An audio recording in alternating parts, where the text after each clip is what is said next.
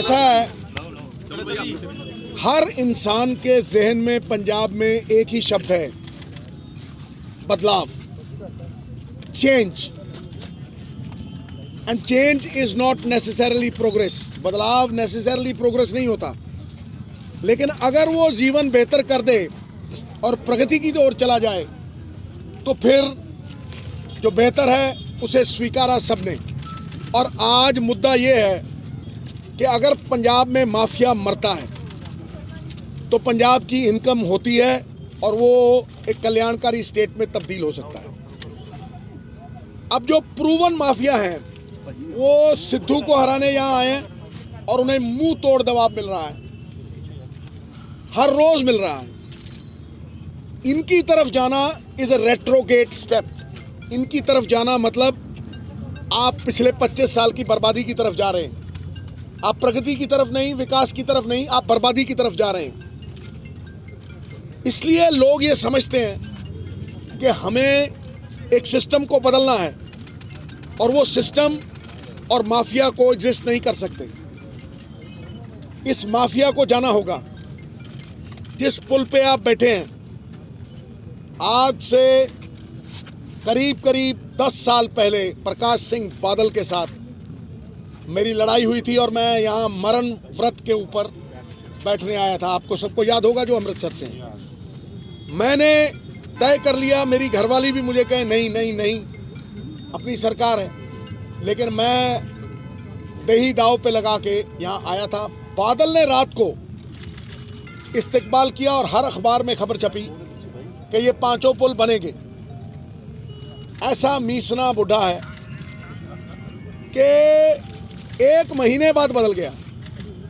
ये लोग नकारात्मक हैं, लोगों के काम रोक देते हैं ताकि किसी को क्रेडिट ना मिले। ये क्रेडिट का सवाल नहीं, आपने अमृतसर के लोगों के काम रोके और एक ही थाली के चट्टे पट्टे हैं।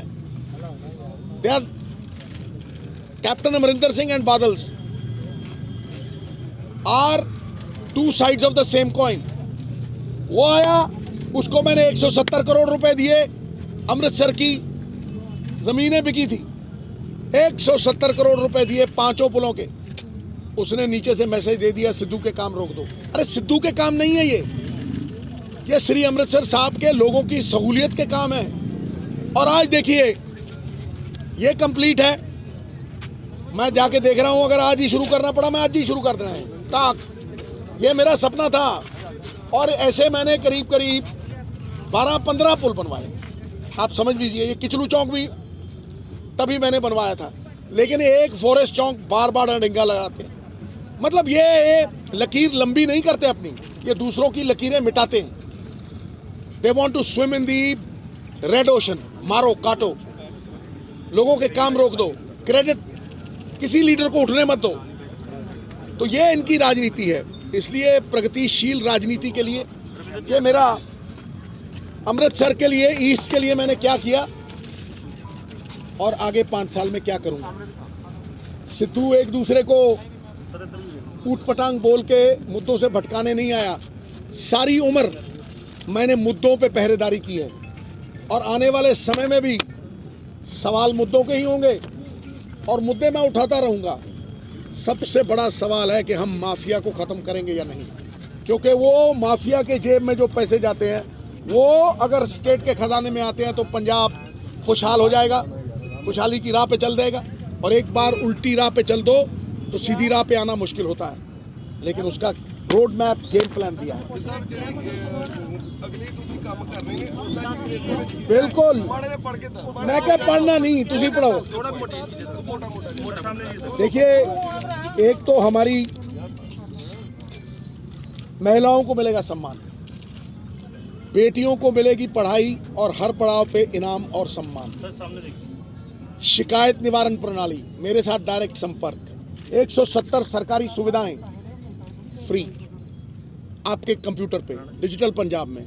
मजदूर भलाई ਅਤੇ शहरी रोजगार की गारंटी, 5 लाख रोजगार, हर साल 1 लाख, हर साल 1 लाख। 6 महीने में होंगे सारे कच्चे मकान पूरे। ये सरकारी जो कुछ भी है ये सारा कुछ लिखा हुआ है। आप देख लीजिए, इसमें ये भी लिखा हुआ है, ये देखो, ये 13 पॉइंट है जो मैंने कहा था बाबा नानक के नाम पे 13 13 13, ठीक है।